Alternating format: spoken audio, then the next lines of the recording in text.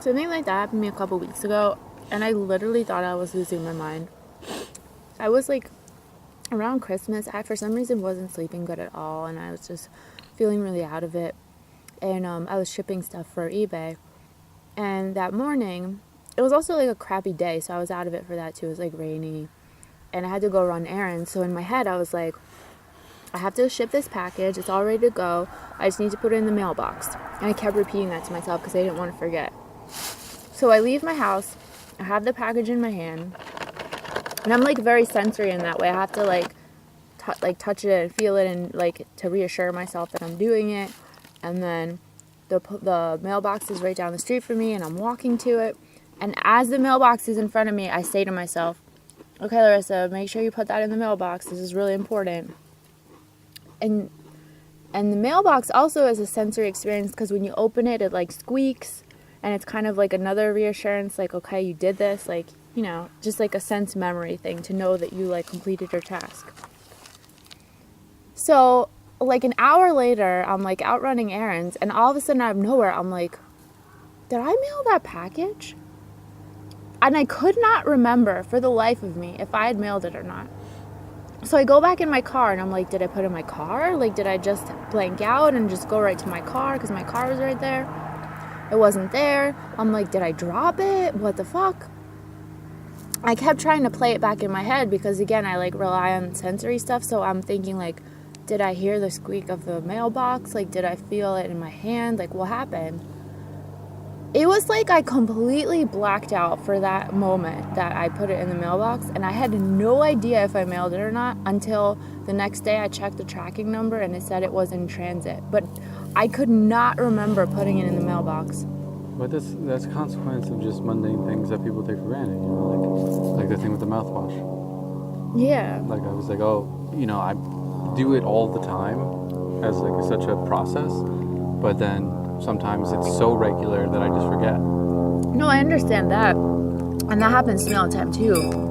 But what's weird about this was how determined I was to make sure I did it, you know? What do you mean? Like I set out that morning with a task in my head that I am going to put this in the mailbox. Like it wasn't just like I have to brush my teeth because I'm brushing my teeth and I do that every day.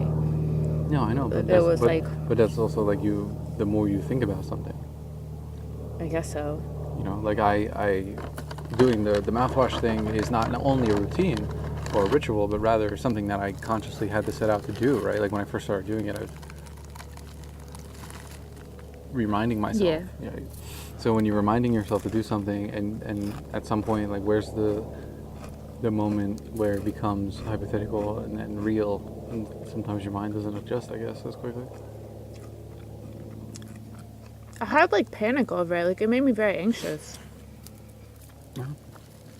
Because that feeling of thinking to myself, like, I was not in this moment at all. Like I checked out of that moment because I did not remember any of it. It made me like upset. I called my mom and I was like, oh my God, like I don't know what just happened. I mean, there's a difference between that coming from a place of not caring and coming from a place of just distraction because you're thinking about something else. If you blanked on something because you just didn't care, I think that would be a negative thing. Yeah. But that's not what happened to you. But it also concerns me that I'm that distracted. Yeah, but if it was something important, you wouldn't be that distracted. It was important to me though. Like I kept thinking like this is an expensive bracelet. Like I need to make sure I get it in the mail because if it doesn't get to her, I'm gonna lose the money and like get bad feedback from her. I know, but at the same time, it's not a life or death situation. I know, but it was up. For that day, it was a priority for me. Yeah, but I'm talking like put it into perspective.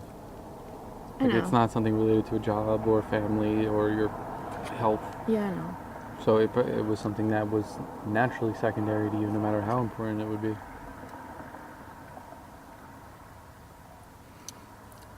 Being on eBay is like such a weird like social experiment to me because of the interactions I have with people about exchanging things.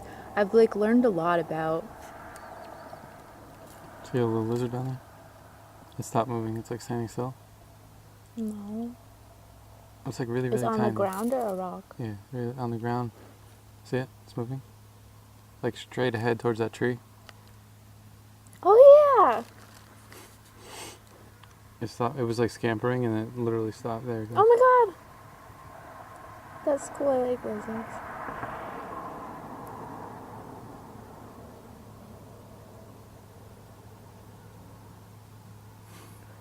Just like,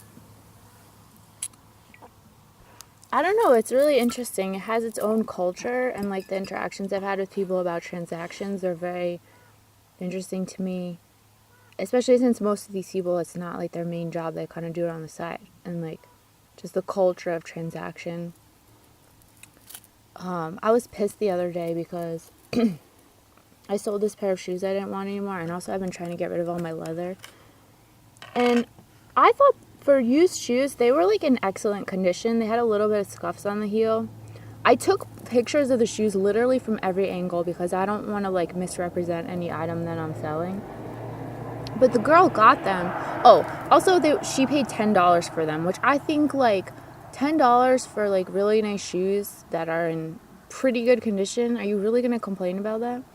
So she writes me and she's like, these were not as described. They have like a scuff on the heel. I want my money back. And my first reaction was I was really upset because I thought she was being too picky. Like, they're not new shoes. Like, what do you expect? I wore them. You paid $10 for them. What do you want? So I like sat with it for a while and I'm like, I don't really want to refund this girl. And I could refuse to refund her. But finally I said, all right, fuck it. This is not worth like making a thing over. And I said, all right, I'll refund you the money. So I approved her refund and we had like a back and forth and I said, could you send me a picture of like what you don't like about them? I'm just curious. And we were going back and forth and I kind of spitefully like refunded her the money. And then she sent me like a really nice message back, like, thanks for being so understanding. She's like, actually, let me send you back the shipping because you don't deserve to like refund that to me. So like it turned out okay, but there's like this weird, like, it's almost like a dance of like a transaction. Like first I was mad at her and then I ended being up thinking she was like okay.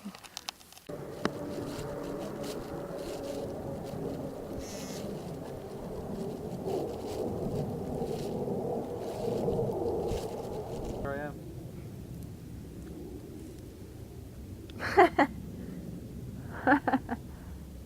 I have a fetish for summer.